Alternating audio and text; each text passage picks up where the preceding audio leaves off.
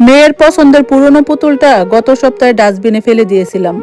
ওটার একদিকে প্লাস্টিকের গালটা একটু বসে গিয়েছিল, আর কোকড়ানো চুলগুলো কেমন যেন জট পাকিয়ে ধুলোবালিতে ধূসর হয়ে গেছিল। ভেবেছিলাম আপদ গেছে, কিন্তু আজ সকালে ঘুম থেকে উঠে পানি খাওয়ার জন্য ঘর থেকে বের হতেই আমার রক্ত হিম হয়ে গেল। দেখি সেই নোংরা পুতুলটা ড্রয়িং রুমের সোফায় একদম মাঝখানে জাকিয়ে বসে আছে। তার সেই ঝাপসা হয়ে যাওয়া প্লাস্টিকের দুটো চোখ স্থিরভাবে ঠিক আমার ঘরের দরজার দিকে তাকিয়ে আছে, যেন আমি কখন বের হব ঠিক সেই মুহূর্তের জন্যই অপেক্ষা করছিল। শরীরটা একবার ঝাড়া দিয়ে উঠলো। আমি কি স্বপ্ন দেখছি? কিন্তু ভোরের আলো তখন জানালার পর্দা চুইয়ে ঘরের ভেতরে এসে পড়ছে। বাহিরের পাখির কিচিরমিচির শোনা যাচ্ছে। রাস্তার মোড়ের চায়ের দোকানের কেটলির থর থর করে কাঁপছে। আওয়াজ হালকা হলেও কানে আসছে। সবকিছু বাস্তব, শুধু ড্রয়িং রুমের মাঝখানে ওই নিষ্প্রাণ বস্তুটার উপস্থিতি চরম অবাস্তব। আমি গত শুক্রবার নিজের হাতে ওটাকে একটা কালো পলিথিনে ভরে মিউনিসিপ্যালিটির ময়লার গাড়িতে দিয়ে এসেছিলাম। তবে কি ময়লা হলো, ওটা ফেরত দিয়ে গেছে? কিন্তু কেন দিবে? আর দিলেও সে ঘরের ভিতরে ঢুকলো কিভাবে? পা টিপে টিপে সোফার দিকে এগিয়ে গেলাম। পুতুলটার পরনে সেই পুরনো ফ্রকটা যেন জায়গায় জায়গায় ছিঁড়ে গিয়েছিল। কিন্তু অদ্ভুত ব্যাপার হলো, ওটার গায়ে এক বিন্দু ধুলো নেই। ডাস্টবিনের সেই উৎকৃষ্ট গন্ধটার বদলে কেমন একটা ভেজা মাটির আর রজনীগন্ধার তীব্র গন্ধ নাকে এলো। আমি যখন পুতুলটার দিকে 3 ফিট দূরত্বে দাঁড়ালাম, আমার মনে হলো ওর চোখের মণি দুটো যেন সামান্য নড়ল। না, ওটা মনের ভুল হতে পারে। প্লাস্টিকের তৈরি পুতুলের মণি নড়ার কোনো বৈজ্ঞানিক ব্যাখ্যা নেই। কিন্তু মনের গভীর কোণে কেন যেন ফিস ফিস করে উঠলো, ও তোকে দেখছে। মিনি, মিনি মা! আমি জোরে চেঁচিয়ে উঠলাম। আমার 7 বছরের মেয়ে মিনি পাশের ঘরে ঘুমাচ্ছিল। আমার গলার আওয়াজে ও ধরফর করে উঠে এলো। ওর চোখে তখনও ঘুমের ঘোর। ড্রয়িং রুমে এসে ও যখন সোফার দিকে তাকালো, ওর মুখটা মুহূর্তের মধ্যে উজ্জ্বল হয়ে উঠলো। ও এক দৌড়ে গিয়ে পুতুলটাকে বুকে জড়িয়ে ধরলো। বাবা, তুমি টুম্পাকে কোথায় পেলে? আমি তো ভেবেছিলাম ও হারিয়ে গেছে। ও পুতুলটাকে এমন ভাবে আদর করতে লাগলো যেন ওটা কোনো জ্যান্ত মানুষ।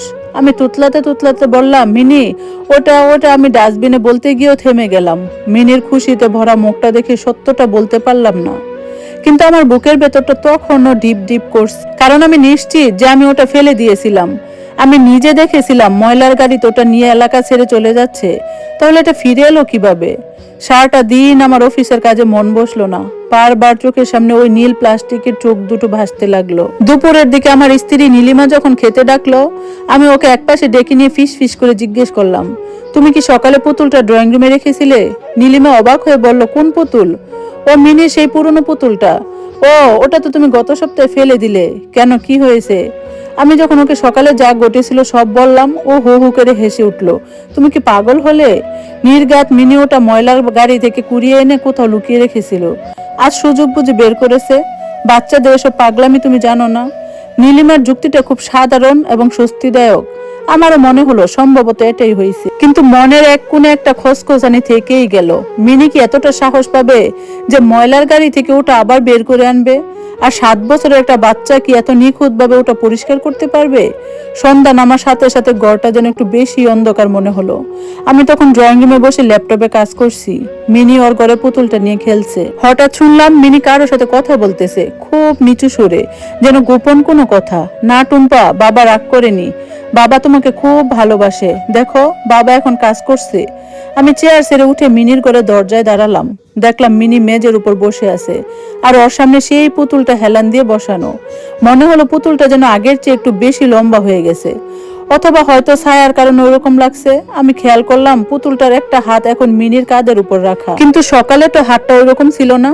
তাহলে কি প্লাস্টিকের পুতুলের হাত নিজে নিজে নড়তে পারে? আমি ঘরে ঢুকলাম। মিনি, অনেক হয়েছে, এবার এটা রেখে খেতে চলো। মিনি আমার দিকে তাকালো।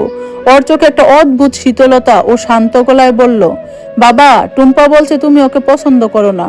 ও বলছে তুমি গত সপ্তাহে ওকে খুব কষ্ট দিয়েছিলে। আমার শির দাঁড় দিয়ে একটা শীতল স্রোত বয়ে গেল। ও এসব বলছে কেন? মিনি পুতুলটার দিকে তাকিয়ে হাসলো। তারপর ফিস ফিস করে বলল, কারণ ও সব মনে রাখে বাবা। ও বলছে আজ রাতেও তোমার ঘরে যাবে, তোমার সাথে ওর অনেক কথা আছে। আমি আর দাঁড়িয়ে থাকতে পারলাম না, দ্রুত ড্রয়িং রুমে ফিরে এলাম। গায়ের লোম খাড়া হয়ে আছে। বাইরে তখন জড়ো হাওয়া বইতে শুরু করছে। জানালার কাজগুলো থর থর করে কাঁপছে। নীলিমা রান্না বান্না শেষ করে ঘরে এলো। আমি সিদ্ধান্ত নিলাম আজ রাতে আমি ঘুমানোর আগে পুতুলটাকে আবার বাহিরে রেখে আসবো। কিন্তু এবার শুধু ডাস্টবিনে নয়, অনেক দূরে কোথাও। রাত 12টা, সারা বাড়ি নিঝুম।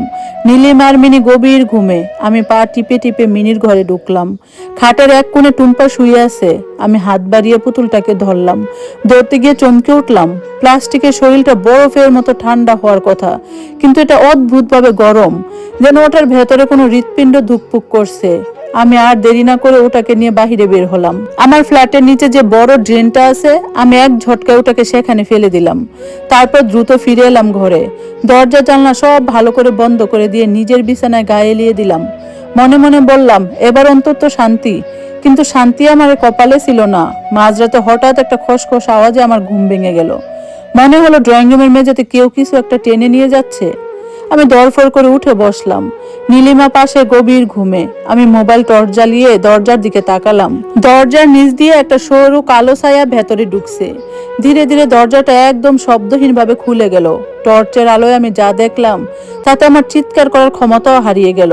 সেই নোংরা ভেজা পুতুলটা মেঝেতে হামাগুড়ি দিয়ে আমার দিকে এগিয়ে আসছে। ওর প্লাস্টিকের গালটা এখন আর বসে নেই, বরং সেখানে একটা বিবর্ষ হাসির রেখা ফুটে উঠেছে। আর ওর চোখের নিচে সেই নীলমণি দুটো এখন টকটকে লাল হয়ে জ্বলছে। পুতুলটা ঠিক আমার বিছানার পাশে এসে থামলো।